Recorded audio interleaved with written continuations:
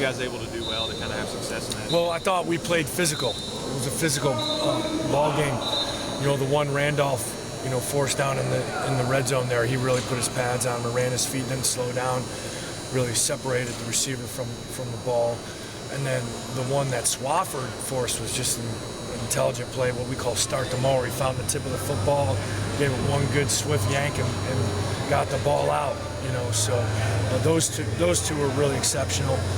You know, Brian did a nice job on the pick, and then the other one was really our defensive end kind of came through on a line stunt that looked like he kind of startled the ball carrier, disrupted the mesh point with the quarterback and the running back, and AJ was able to recover that fumble. So things that we've worked on, things that we always talk about, it just came to fruition this game. Have they seemed to kind of feed off that this week during practice and want to kind of finish on a high note? Yeah, our guys have always been very upbeat, very positive.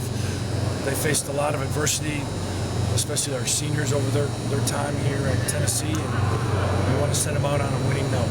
John, you look at Kentucky. How hard is it to get a handle on kind of where they are? Yeah, you know, it is challenging because they're so different when the quarterbacks, the two quarterbacks are in there. You know, when Jalen's in there, they want to run him. You know, when Smith is in there, they're more of a drop back screen, things like that. So, you know, he got hurt.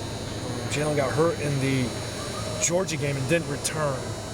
I don't know what his status is, so we're really got to be on point with knowing who's in the ball game and making the appropriate adjustments. What do you guys have to do to defend the wide receiver screen stuff better? You know, I think the things that you got to do is, number one, you got to be able to tackle in space. Two, you got to be able to close space. The things that we're trying to do to help us is get up closer to people and playing them a little bit tighter to give us a chance to constrict the space. I thought we did a better job in the last ball game, you know, limiting the screen game. Guys were a little bit tighter in coverage, and that helped. So. Do you anticipate seeing that until? Yeah. Oh yeah. You got to stop it. No question. Yeah. John, obviously another week, but you guys do have a lot of seniors on the roster, and you'll be moving, kind of turning that over after Saturday. Who are some of the guys that really excite you that you look forward to coaching again in the spring? You know, all of them really do. I mean, we got a lot of good young players that have been in the wings, and it's going to be a chance for us this offseason to really start to work with them and watch them develop and grow. We've got some young D linemen that, man, it's going to take a lot, you know, for those guys to really catch up and get up to speed. But I'm excited about all the guys. We do have some guys coming in at mid-year in January on the defensive side of the ball, which will add some immediate competition. Usually when that happens, guys have a tendency to start to improve and get better when they know that there's some new guys in town. And that's certainly exciting to us as a coaching staff as well. What about the senior class? What kind of mark will they leave? What's the impression that they leave on you? The impression they leave on me is that they're able to handle adversity. They're a group that has tried to do everything that we've asked them. They're very coachable, had a great attitude and mentality throughout the course of the season, whether it's been good or bad.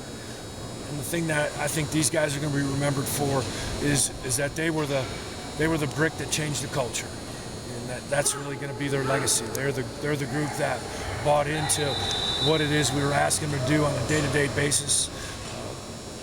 I know that our record and some of the things on the field don't indicate that change, but believe me, there's a remarkable difference in the way these kids are working, the way we're doing things on a day-to-day basis, and that's really what this class will be remembered for. John, how do you think AJ played the other night? Great. Was that his best game? I mean, I think I don't know statistically, you know, where he was at, but man, he was all over the field. So I was really excited, man. He played with a great deal of energy and passion, and was from sideline to sideline.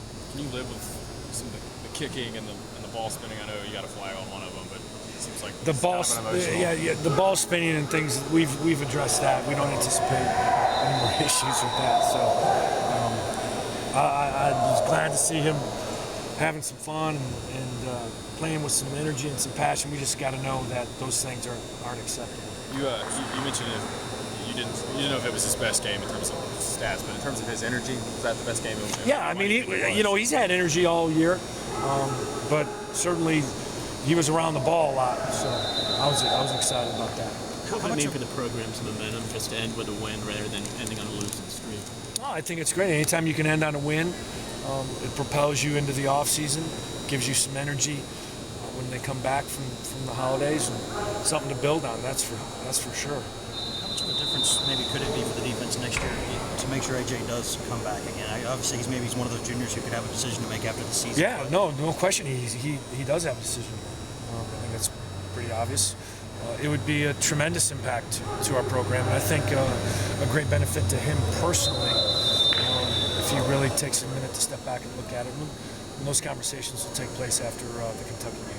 Right. I guess in terms of, there's so much to replace on the defensive line, but if AJ did come back and obviously getting Kurt Widget back, I guess having those two guys there at linebacker would at least maybe give you a nice foundation, I guess, to start with that defense. It would, and their leadership is really huge. When you talk about them having the pulse of the team, those guys, when they say something, people are going to listen. That's going to be big.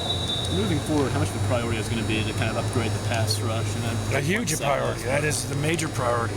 That's a priority that we talk about 20 times a day.